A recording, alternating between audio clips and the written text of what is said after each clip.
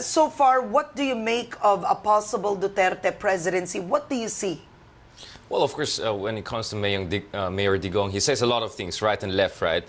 But I think if you a little bit scratch below the surface, beyond the bravado, braggadocio, the statements that I'm going to take a jet ski, plant a flag, one thing is very consistent. I think he wants to have a reset with China, in a sense that he's open to dialogue, direct dialogue on the highest possible level, perhaps in an institutionalized way, because under the Aquino administration, Xi Jinping and Aquino have not ever held even a single formal dialogue with each other. And I think the position of Aquino was there's no point in talking to them because they always insist that we have indisputable and inherent sovereignty. For Mayor Digong, I think is much more nuanced in saying that we nonetheless have to talk to our neighbors, right? I mean, you can choose your friends, but you cannot choose your neighbors. So you have to face that reality. And the other thing is that even in certain occasions, he said he's open to joint development agreement. Like, no one should insist that sovereignty exclusively belongs to them, but we can put aside the issue of sovereignty and talk about joint development schemes or other cooperative means in order to de-escalate the tensions. I think one of his slightly controversial statement was, if China builds me, railway from north to south, etc., I'm willing to be a little bit quiet on the sovereignty dispute. So it seems for him, what is important with China is development and diplomacy rather than deterrence and confrontation. All right, okay, let's move on to that later on. Did our ties with China worsen during the Aquino administration? As far as intention is concerned, I think we have to credit the Aquino administration for trying to stand up to China. And if there's any party to blame for deterioration of bilateral ties, it's not us, it's them. We clearly see from 2010 to Scarborough until middle of 2012, actually President Aquino was trying to reach out to China. Remember, he even boycotted the Nobel Peace Prize ceremony for Liu Xiaobo, the Chinese dissident, in order to send a signal of friendship to China. In 2011, he visited China and both sides vowed to increase trade to $60 billion, doubling it. We tried to find a modus vivendi, but it were the Chinese that later on in the year were harassing our energy exploration activities in the Reed Bank and of course in the Scarborough, where we felt that we had an agreement of mutual disengagement, but we felt that we were duped. So it's really China's fault that we have this deterioration in bilateral ties.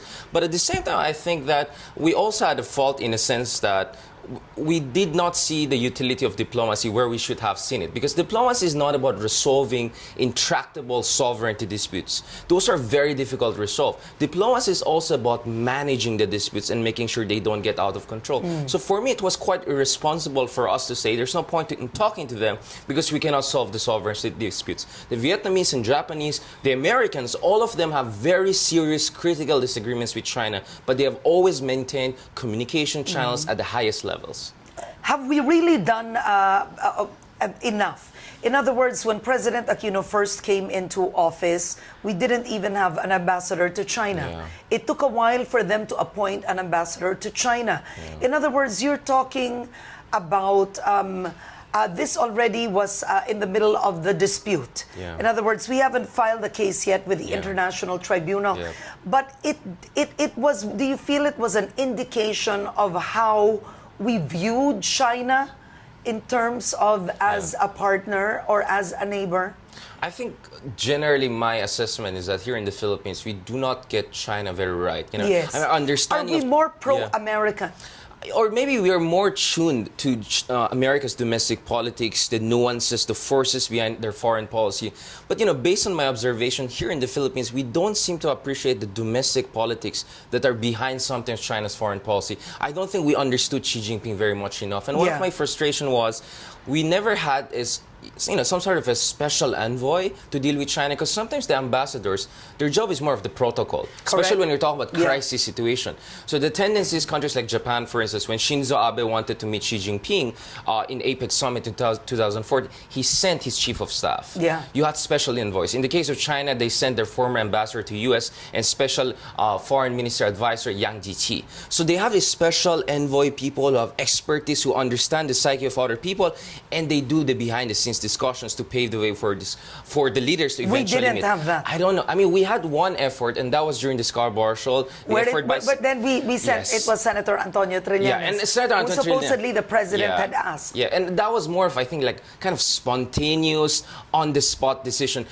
That's not what I had in mind. What I had in mind is someone that the president trusts, that you can send to the other side. He could be the confidant of the president, and someone who really understands the intricacies of Chinese domestic politics, how factional politics, among other things, actually also shape their foreign policy. I felt we didn't have that kind of right person. So it was very difficult for us to break the ice. And without a question, we need an icebreaker in our bilateral relations. I'm actually very worried about one thing, and that's the possibility that China, later this year, may move forward with establishing military facilities in Scarborough Shoal, which is only 220 kilometers from our shorelines. And if they have military facilities there, the whole Luzon and Manila area will be within the range of their missiles. Yeah. Okay, I think we should update. Right now, I think China has already transformed. Is it 8 already? 8 reefs into 8 islands? Yes. So is it 8? Yes. So what happened with China is essentially they have completely dominated the Paracel chain of islands in the north. So in the Spratly chain of islands, they have at least 3 major military installations. The Fiery Cross, which is going to be the headquarters in the area. They have actually 8 land features under their control. But the 3 most developed are the Fire Cross and then the Subi Reef, which is very close to Pag-asa. You should actually have had that in your graphics. Yeah. So it's close to Tito Island or Pag-asa, and then yung Mischief Reef, the one they got from us. They wrested control from us in 1994. So you have these triangular military bases established there, and then you have the Scarborough Shoal, which is not part of any chain of islands. But if you look at the Chinese defense documents, that will be part of their southern defense perimeter in the South China Sea. That's why we're very worried. But given that China was so aggressive, did the Aquino administration, frankly, have any other choice? I mean, here was a country wherein they always said they wanted to talk. But the truth was they were already decided. They were already intent. They were, kumbaga, porsigido sila, regardless of the outcome of any kind of dialogue, to actually just build. Right. Without a question, if it's an issue of bullying or aggressiveness, we know which party to blame.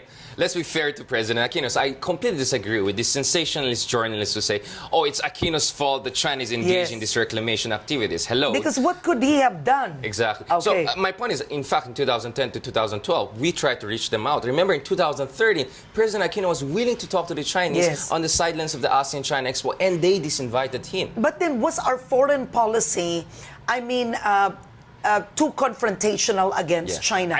I mean, it's the first time in the many years I've been a journalist that we've also had a very open and forthright Department of Foreign Affairs. I mean, this was also a first. Hearing Secretary Albert Del Rosario, I mean, speak his mind about China in such a manner in the last 5 years. Right. 3 things. I think, let's be honest, sometimes our rhetoric was a little bit overzealous, right? So you felt that? Yes. I mean, twice President Aquino likened China to Nazi Germany. That was not something good. I think even our top allies were disappointed with that. But then he also likened Hitler to Duterte.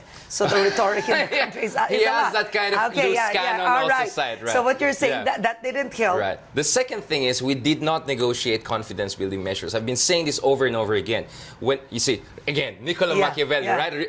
Keep your friends close, keep your enemies even closer, right? So you have to have confidence-building measures to make sure that if, God forbid, there's a Chinese fisherman with our Coast Guard, something happens there, you have a direct communication channel to de-escalate the situation. We don't have that. While Vietnamese have 3 hotlines, the Japanese are building that, the Americans have hotlines with the Chinese, we don't have that. I see. I felt that's a big mistake. You have to have that with your enemy because any moment things could get out of control, especially with Chinese fishermen at the front line of their so-called cabby strategy. So they send a fisherman, but they're not really fishermen. They're really militia most of the time. Really? Then they send a Coast Guard, and then they send their PLA.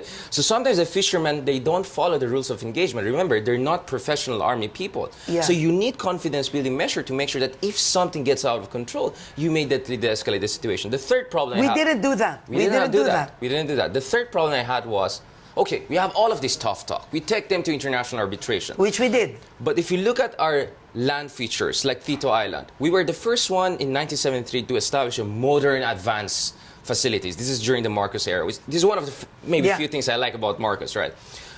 But look at our facilities now and compare it not only to the Chinese facility, compare it to the Vietnamese facility, to the Taiwanese facility, to the Malaysian facility. We are not taking care of our assignment. In other words, we don't put our money where our mouth is. Exactly. We don't. We just keep it's all talk, but we're not spending on something like that Which that really markets are matters. already built. Yeah, so we have people there, we have huge community there, we have troops there, they are on the front line, so God forbid if something goes wrong, they are vulnerable to being quote-unquote neutralized in a moment because they don't have any defensive capabilities. Yes, and this was Tito, what island is this? Pagasa, Yeah, exactly. okay, Not only Pagasa, Pagasa but in other places. I mean, if you look at their detachment in 2nd Thomas Shoal, right, in Ayungin, my goodness, I mean, it's a rusted ship from World War II, perhaps. So we're not doing our assignment. We have a lot of bark in international arbitration. We have a lot of bark in multilateral forum. But on the ground, on the front line, we're not doing our assignment. And I'm very frustrated about that. And by the way, I've studied international law. That's a 400-page book I've written. I've talked to all top experts around the world. Article 60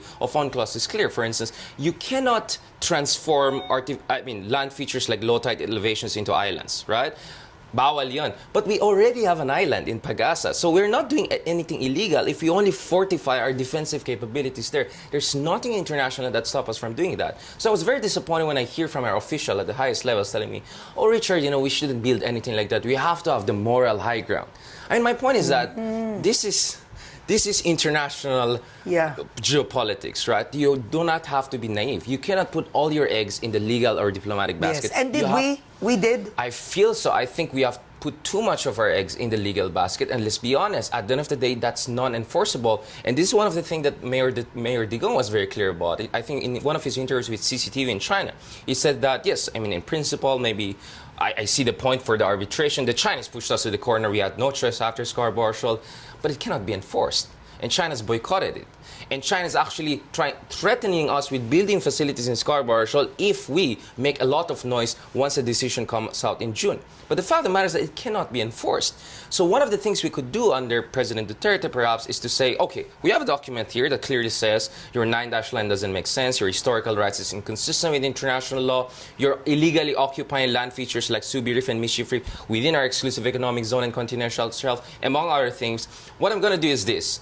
If you stop bullying my fishermen, if you stop bullying my troops, in exchange, I will not go around the world and shove this down your face. But then it's too late for that. No, it's the prerogative of our next president how to deal with this. But he can treat it as an advisory opinion if he wants to do it. Really? It's no, I mean, let's possible. go back. Yeah. Let's stick with that. So let's say hypothetically, presumptive president, Mayor Duterte, dialogues with China and tells China, if you just let our fishermen fish, it's a disputed area, peace in the waters, and I won't go all over the world parading that you've done this. Yeah. And what if China says, but it's a bit too late, you've filed the case?